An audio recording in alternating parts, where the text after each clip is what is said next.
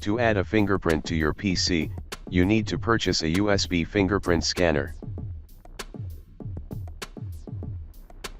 Let's see how to install USB fingerprint scanner.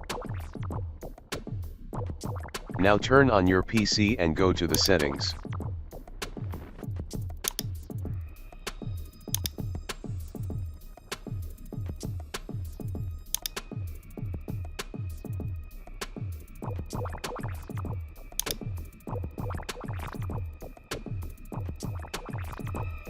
First you need to add a Windows Hello pin.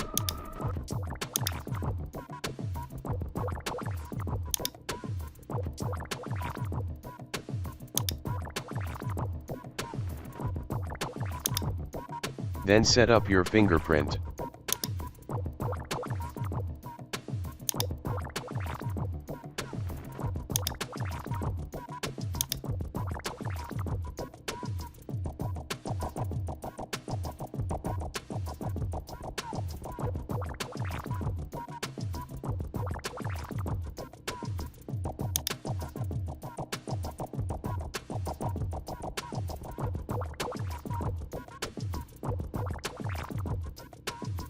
Now you can unlock your PC with fingerprint.